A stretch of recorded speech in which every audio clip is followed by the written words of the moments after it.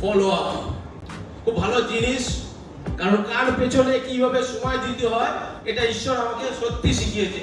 আর তার সঙ্গে সঙ্গে যেটা শিখিয়েছে সেটা হচ্ছে আমাদের অরুণ স্যার। অরুণ স্যারের জন্য না জোরে হাততালি হবে।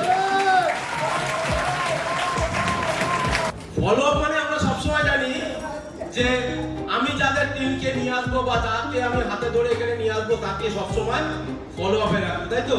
এ চলো আমরা সবাই জানি তো এটা। কিন্তু কিন্তু ফলো আপ শুধু ডাউন লাইন বা হার্ড লাইন বা লাইফ লাইনকে করলে হয় না, ফলো আপ কিন্তু আমার আপ লাইনকেও করতে হবে।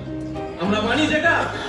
আমরা কজন আমার আপ লাইনকে ফলো করি, যে আপ লাইন আমাদের সঙ্গে কি করছে, আপলাইন আমাকে কতটা হাতে রেখেছে, কতটা আমি আপলাইনকে ফলো করছি, যে আপলাইন কতটা আমাকে এই জায়গায় পৌঁছে দেবে। এটাও কিন্তু আমাদের এই বিজনেসে বড় ইম্পর্টেন্ট পার্ট।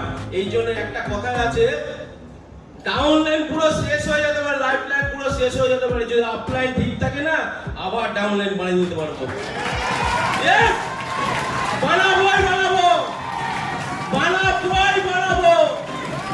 আপলাইনই দরকার এই বিজনেসে বড় ইম্পর্টেন্ট পার্ট।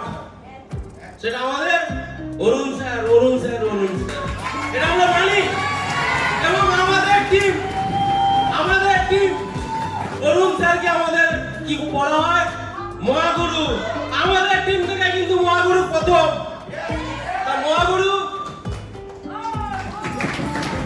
সবসময় লক্ষ্য রাখবেন আমার আপলাইন কি করছে, আমার আপলাইন কি করছে, আমার আপলাইন কি করছে। ডাউনলাইন অটোমেটিক কাজ করবে।